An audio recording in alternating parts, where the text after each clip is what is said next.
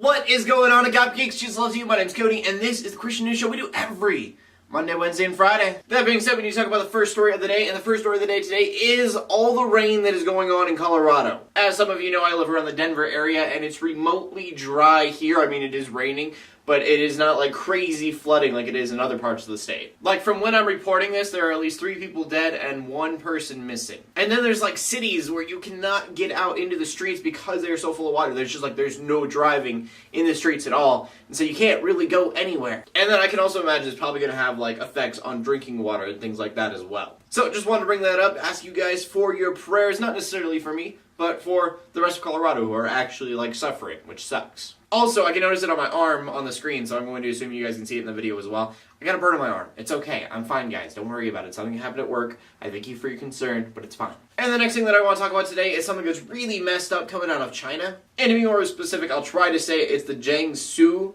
province, I believe. I'm pretty sure that I'm saying that wrong, but it's a very high poverty-stricken place in China. And it was almost awesome news that 10 children were saved from child trafficking in this area. Now, I say almost because it turns out that like when they saved the kids, they brought the kids back to their parents, and the parents were like, we don't want these kids. And it turns out that these families not only didn't want these kids, but they also were the ones that sold these kids to child traffickers. As I said, it's a high poverty place. You get a kid and you sell him for $4,000.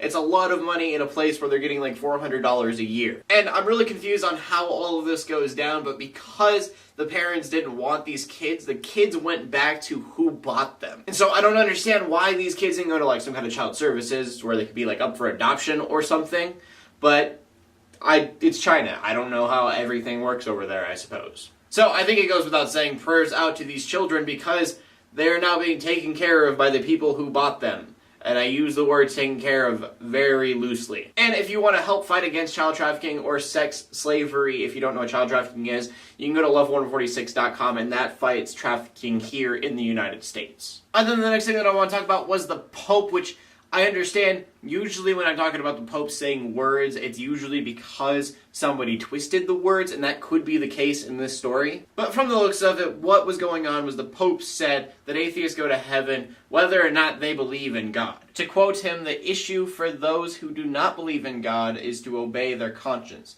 Sin, even for those who have no faith, exists when people disobey their conscience. Now, the reason that I say that this is probably being taken out of context in some way is simply because it is not being taken as big of a deal as I think that it would be if that's what he's saying. Like, this is just completely against what Catholics have believed before. It also leans towards unbiblical to believe that, like, you can go to heaven as long as you start following your conscience. Like, you've done nothing wrong in the past. Like, the whole idea of it is to believe in God and believe in what Jesus has done. Like, you can follow your conscience to be a better person than you were, but you will never be a perfect person. So instead of having to work your way into heaven, which is impossible, Jesus died on the cross and sacrificed himself for your sins so that you don't have to. And all you have to do is accept his gift that he has given you. If you were to ask me, I don't think that the Pope's idea on how you get into heaven is fair to atheists. Because some of them, not all of them, don't want to go to heaven if it's real. Heaven is simply for those who ask it, and they ask by accepting what Jesus has given. It's a free gift, and all you have to do is take it, but you can't take something if you don't believe it exists. So yeah, that's just my 2 cents. And speaking of cents, we go on to the final story of the day, which was the most awesome segue in the world, and you'll see why when I stop talking about how awesome it was. And the reason it was so awesome, but yet terribly cheesy, is because the final story of the day is about money, and whether or not we should have "In God We Trust" on that money. And the reason this question is being asked is because atheists did what extremist atheists do, and they went ahead and went to court and were like, we don't like "In God We Trust" on money because we don't trust in God, because we don't believe in God. To which a United States District Court said it doesn't matter. It's still going to stay on the money because it's not affecting the separation of church and state. The argument, I guess, that it is not talking about a specific God, it could be any God, and therefore they are not supporting any specific religion. But I do get the atheist side because they are still supporting religion as a whole, where atheists believe that they should not have religion in any way. And not that I want to get too philosophical about this, but to the atheists out there that support the idea of not having "In God We Trust" on money, everybody worships something. I worship God, I worship Jesus, I make that the center of my life, I glorify God.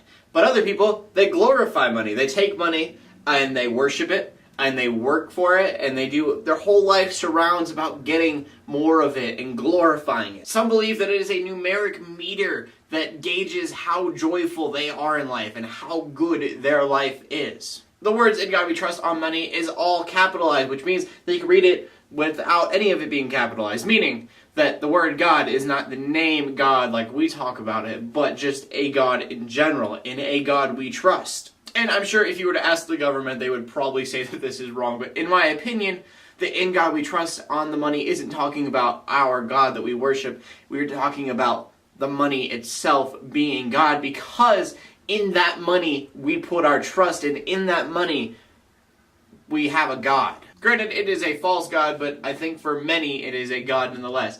We put our security in money. We trust money. In money we trust. In that God we trust. So, to the atheists that believe that "In God We Trust" shouldn't be on the money, don't worry about it. You worship it too. So do I at times, and I don't like that fact, but it's a fact for probably every Christian out there, at least most of them. And that brings us to the question of the day. The question of the day today is, do you believe that "In God We Trust" should be on the money? I know for a lot of Christians, they believe that it should be on the money, saying that maybe we should take "In God We Trust" and use that with our entire government, putting the government back in God's hands. Others would say, no, the government is obviously not a Christian government, and so "In God We Trust" as a Christian, we don't want it on there because it's not talking about our God. As always, I like to see what you guys have to say, so please leave a comment in the comment section below with your answer. Leave a video response if you want to. In closing, let the haters hate, let the Christians pray, and to everybody like, subscribe. I'll see you later, and God bless.